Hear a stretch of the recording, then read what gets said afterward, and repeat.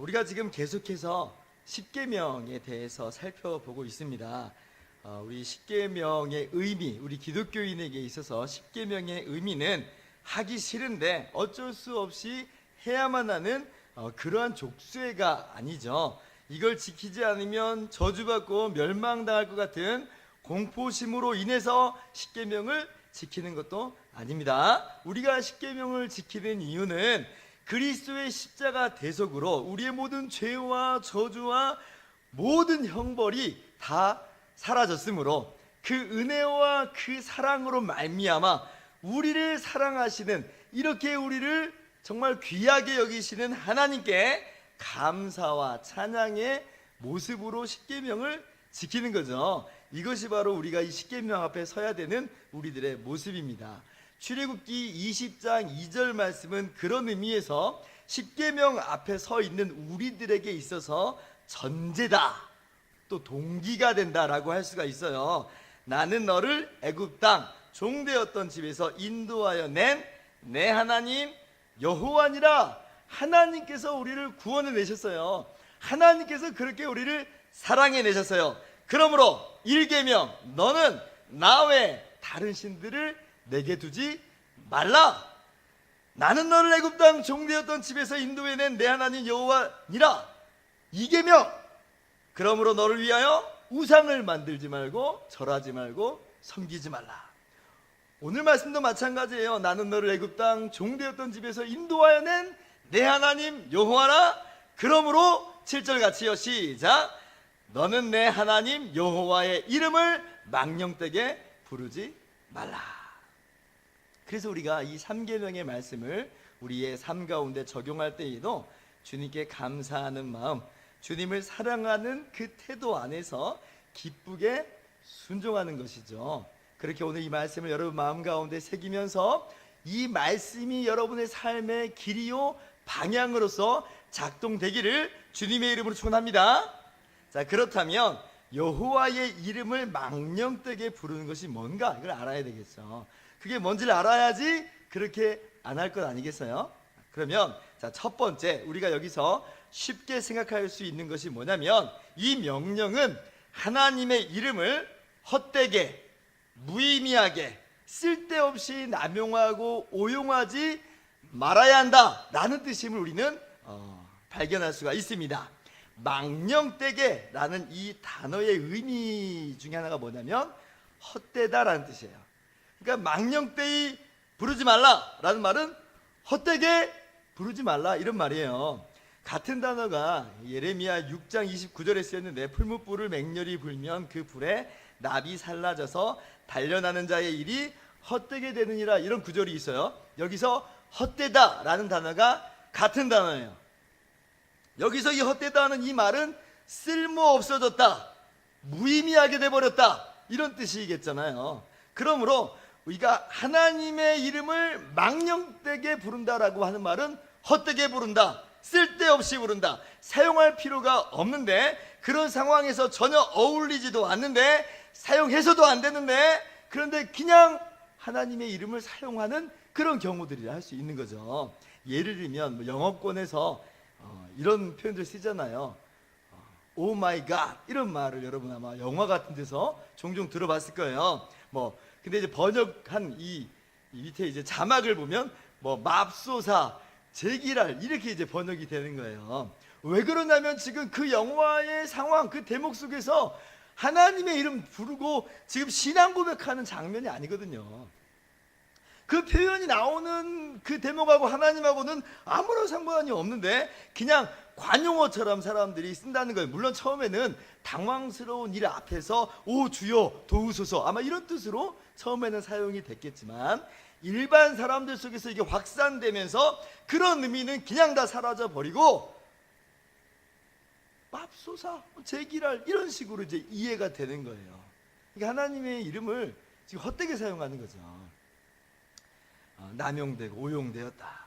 그래서 이제 제가 어렸을 때 이제 믿는 이제 선생님이셨는데, 그분이 너희들은 오마이갓 그러지 말아라, 이제 그렇게 가르쳐 주셨어요. 그건 이제 하나님 이름 헛되게 망령되게 부르는 거다. 그래서 하려면 오마이 굿니스 이렇게 해라, 이제 이렇게 가르쳐 주셨던 기억이 납니다. 근데 요거보다 더 극단적인 그런 경우가 또 있어요. 지저스라고 하는 이 단어, 우리는 예수님이라는 뜻이죠 라고 알고 있는데 영화 자막을 보면 전혀 다른 뜻으로 쓰여요. 이게 욕설로 이제 쓰이는 거예요. 정말 터무니없는 그런 번역 같기도 하고 정말 터무니없는 그런 이야기 같은데 실제 이제 이 영어권에서는 이렇게 통용이 되더라는 것을 봤습니다. 그래서 하나님의 이름을 헛되게 사용하는구나.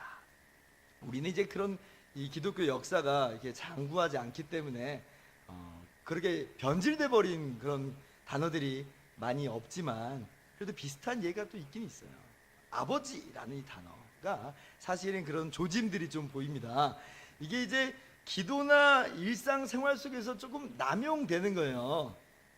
물론 이제 하나님과 항상 동행한다는 측면에서는 충분히 이해할 수 있습니다만은 이제 돌뿌리에 걸려 넘어지면서 아버지, 뜨거운 거 잡으면서 아버지, 예, 그러니까 이게 주님과 함께하는 의미에서 참 좋은데, 근데 이제 이게 변질될 가능성이 많아요.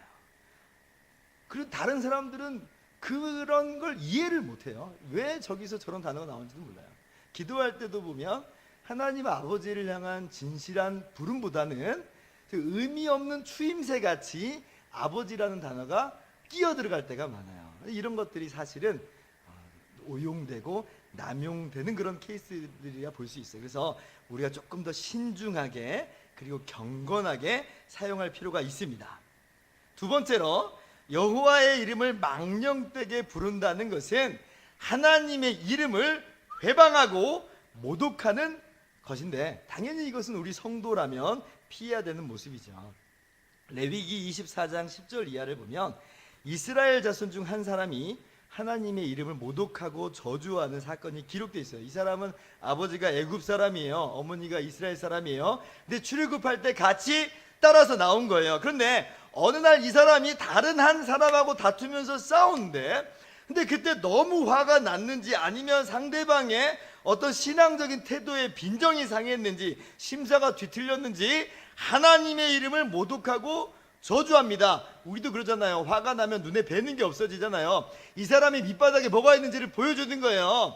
그러니까 이 사람은 하나님을 정말 경외함이 없어요. 그러니까 하나님의 이름을 모독하고 하나님의 이름을 저주해요. 회방하는 거예요. 구체적으로 어떤 말을 했는지는 기록되어 있지는 않지만 하나님의 이름을 저주하고 모독했다. 그러니까 이제 사람들이 이 사람을 잡아다가 모세에게로 데려갑니다. 어떻게 처분을 해야 되나 하는 거죠. 그때 하나님께서 이렇게 말씀하세요. 레위기 24장 16절입니다. 같이 읽습니다. 시작. 여호와의 이름을 모독하면 그를 반드시 죽일지니 온 회중이 돌로 그를 칠 것이니라. 거류민이든지 본토인이든지 여호와의 이름을 모독하면 그를 죽일지니라.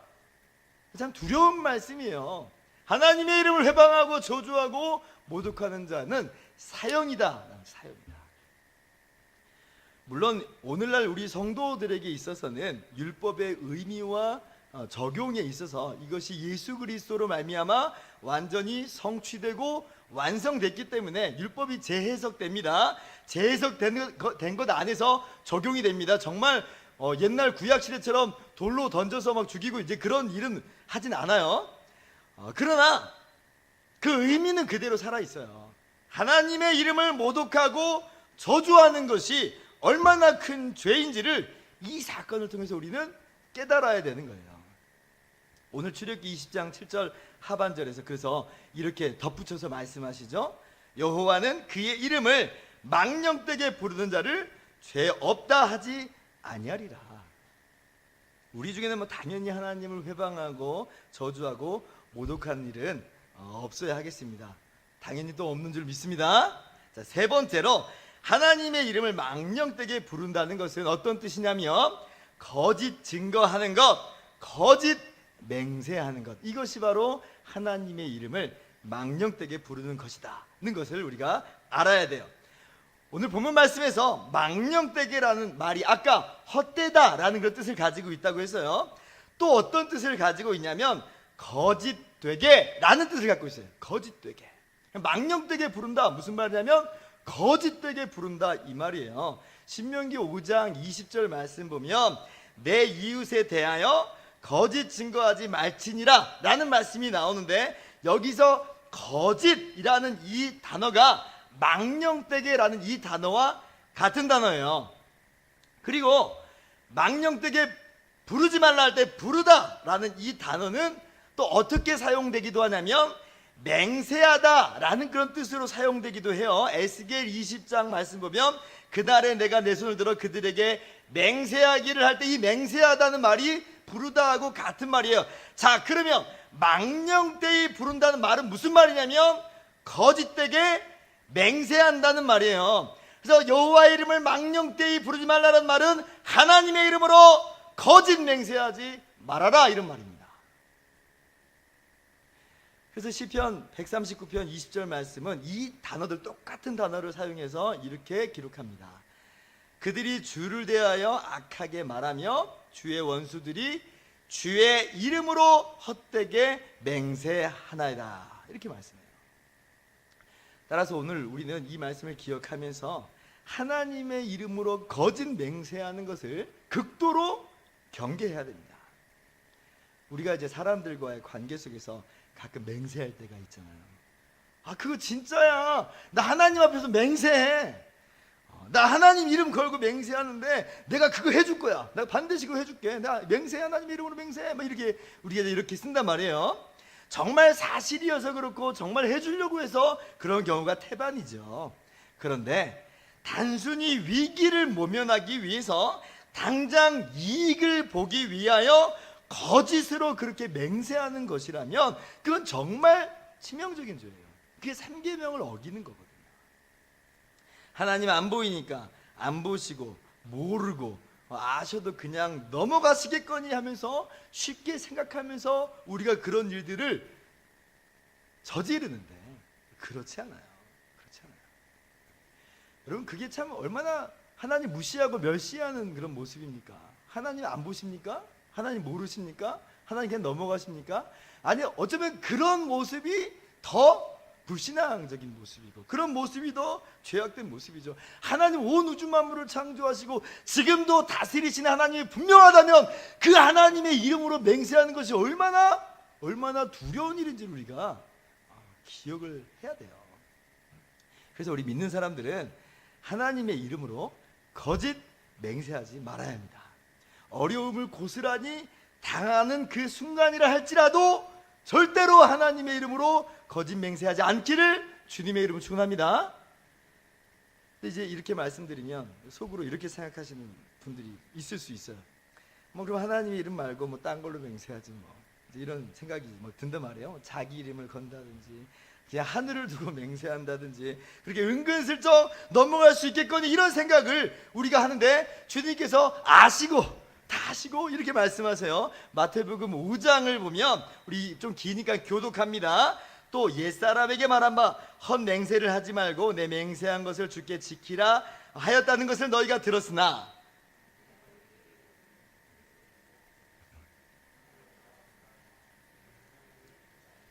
땅으로도 하지 말라 이는 하나님의 발등상이며 예루살렘으로도 하지 말라 이는 큰 임금의 성이며.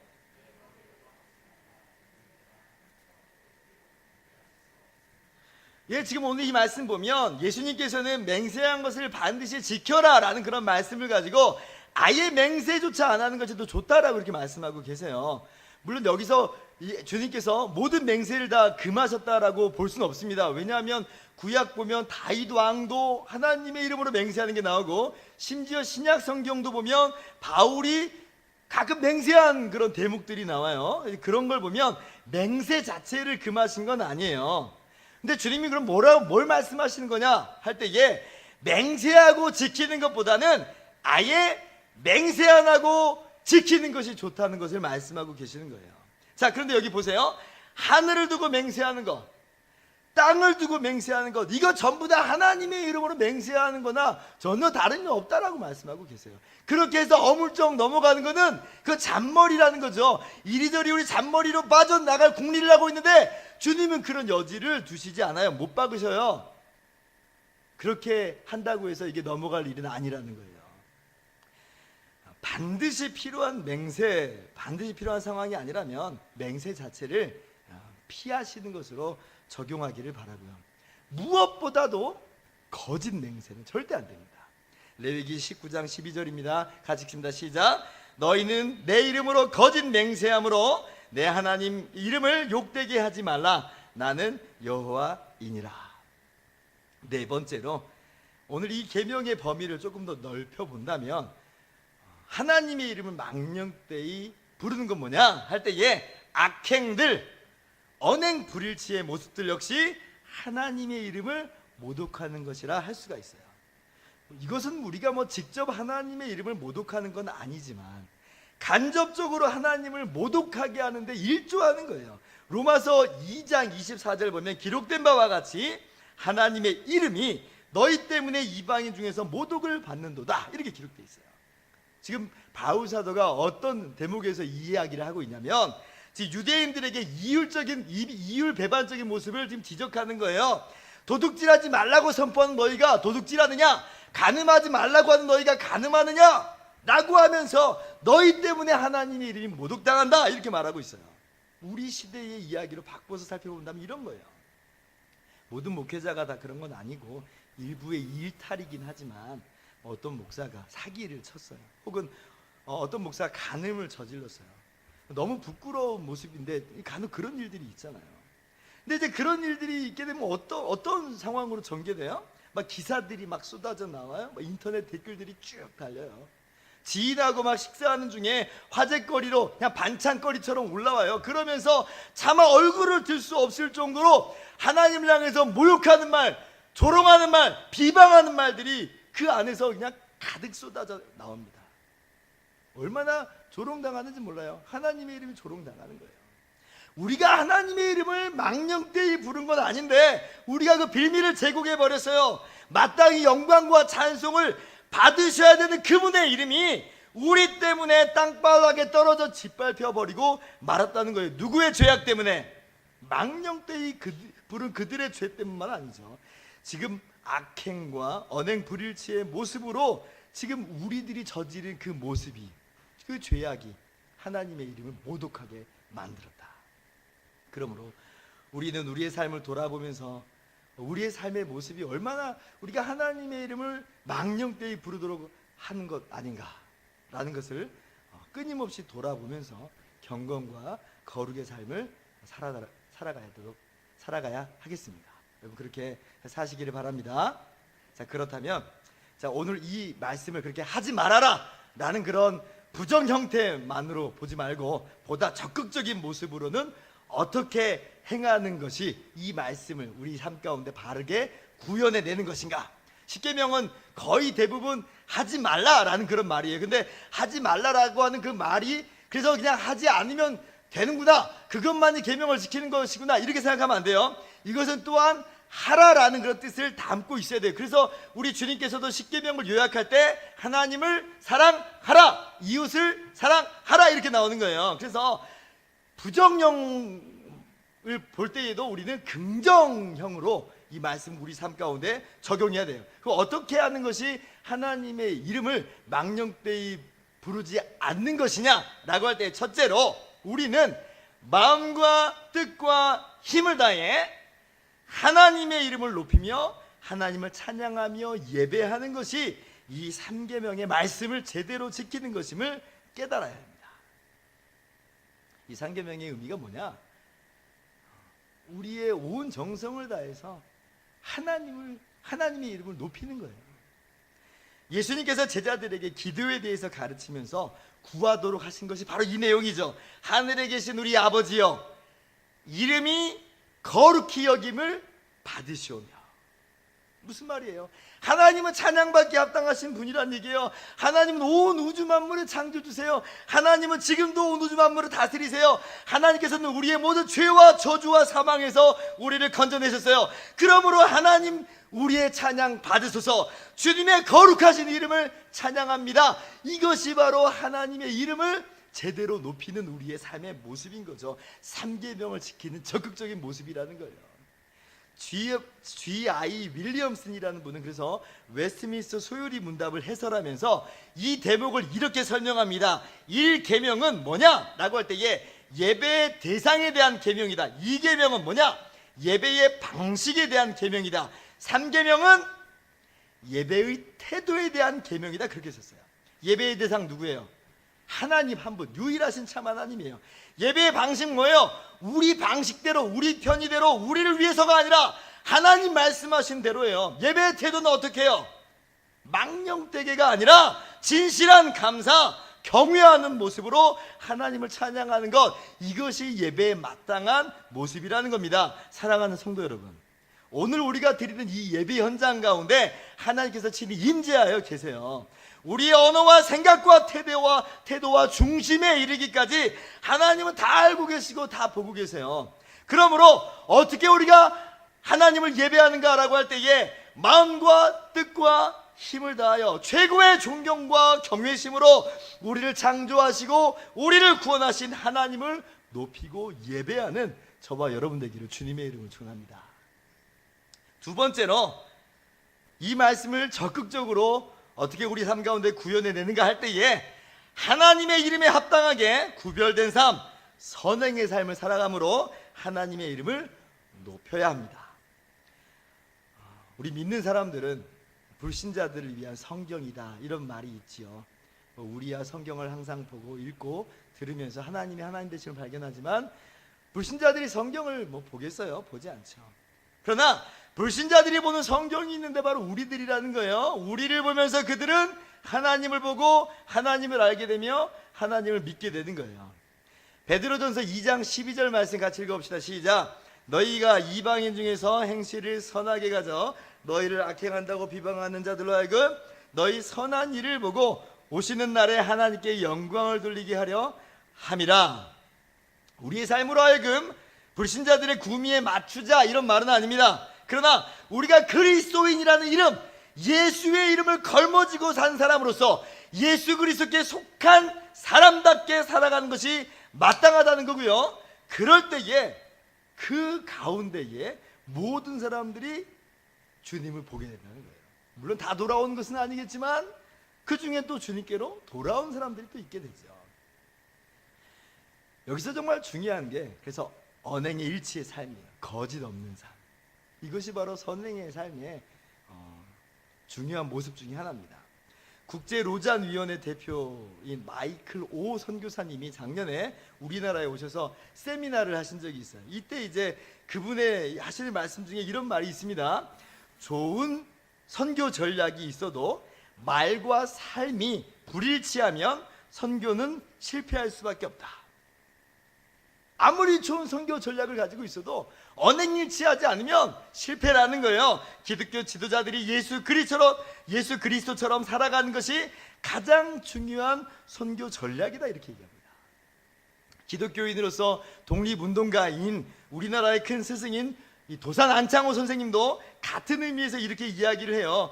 거짓말과 거짓 행실이 우리 민족의 가장 큰 폐습이다, 가장 정말 악습이다라고 생각해서 이 안창호 선생님이 뭐라고 말하냐면 무실역행이라는 가르침을 가르칩니다. 무실역행, 이게 뭐냐면 무실, 진실에 힘쓰고 역행, 행하기를 힘쓰라, 이런 말이에요.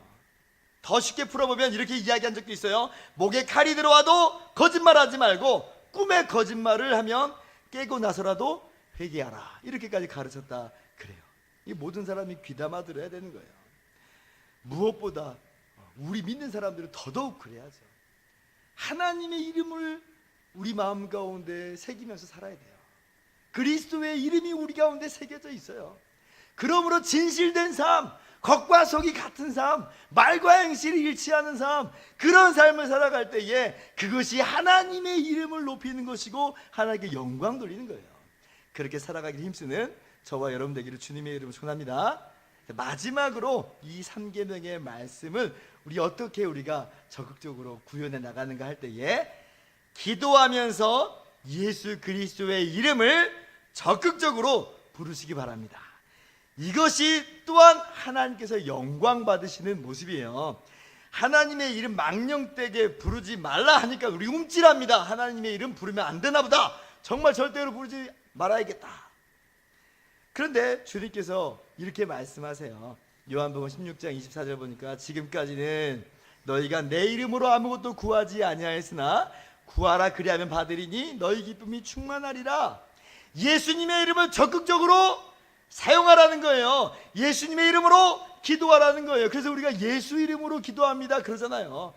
요한복음 14장 13절도 다시 한번 말씀합니다. 같이 읽습니다. 시작. 너희가 내 이름으로 무엇을 구하든지 내가 행하리니 이는 아버지로 하여금 아들로 말미암아 영광을 받으시게 하려 함이라. 내 이름으로 구하라. 하나님께서 응답하신다 말씀하세요. 그래서 우리가 주님의 이름으로 기도하는 것은 하나님이 원하시는 바예요. 하나님의 이름을 바르게 사용하는 건 뭐냐? 주님의 이름으로 기도하는 겁니다. 그리고 그 기도에 응답하시는 것으로 하나님 영광 받으세요. 유대인들은 이 3계명을 지킨답시고 하나님의 이름 망령되이 부르지 않는다 하면서 여호와라는 단어가 성경에 나오면 읽지 않고 그냥 넘어갔습니다. 왜? 지극히 거룩하기 때문에 조심해야 된다는 거예요. 뭐 이해는 할 수 있겠는데 이건 극단적으로 간 거예요. 아예 언급조차 안 해버려요. 대신 이제 여호와라는 단어, 하나님의 이름이 나올 때는 그 이름 이렇게 이야기한다든지, 아니면 아도나이, 주라는 뜻이에요. 아도나이라는 그렇게 변형시켜서 읽어요. 그래서 영어 성경을 여러분이 보시면 알겠지만 여호와라는 단어가 나오는 대목에 Lord, 그러니까 주님이라는 단어 대문자로 쓰인 것을 영어 성경에서 보았을 거예요. 그게 그런 맥락 속에서 이어져 내려온 그런 흐름인 거예요. 근데 이것은 3계명을 잘 이해한 것이 아니에요. 하나님의 이름을 그렇게 멀리로만 떨어뜨리라고 그런 의미에서 주시는 말씀만이 아니라는 거예요. 분명히 우리가 하나님의 이름을 거룩하게 여기고 지극히 크신 하나님이라는 것을 우리 마음 가운데 새겨야 되지만, 그러나 그렇다고 해서 하나님께 가까이 나아가지 말라는 얘기가 아닙니다. 그렇게 크고 거룩하신 하나님께서 우리를 가까이 하시니 우리가 주님의 이름으로 담대히 나아갈 수 있다는 것을 우리는 발견할 수 있어야 돼요. 그러므로 경외함을 가지고 동시에 적극적으로 예수 그리스도의 이름을 부르며 기도하며 그렇게 하나님의 보좌 앞으로 나아가시는 저와 여러분 모두 되길 바랍니다. 이것이 3계명을 잘 지키는 것이에요. 말씀을 마치도록 하겠습니다. 오늘 우리가 10계명 중에 세 번째 계명을 함께 말씀 가운데 나눴습니다. 여호와의 이름을 망령되이 부르지 말라. 하나님께서 말씀하셨어요. 하나님의 이름을 쓸데없이 사용하지 마시고, 또 회방하며 모독하며 저주하는 일은 더더군다나 하지 마시고, 하나님의 이름으로 거짓 맹세하지 말고 하나님의 이름이 모독되지 않도록 여러분의 행실을 돌아보시기를 바랍니다. 그리고 적극적으로는 마음과 뜻과 힘을 다해 하나님의 이름을 부르며 예배하기를 바라고요. 그리스도인이라는 이름으로 선행의 삶, 특별히 언행일치의 삶에 힘쓰기를 바라며, 그리고 마지막으로 그리스도의 이름으로 담대하게 기도함으로 오늘 이 말씀을 여러분의 삶 가운데 이루어가며 살아가시는 저와 여러분 모두 되기를 주님의 이름으로 축원합니다. 기도하겠습니다.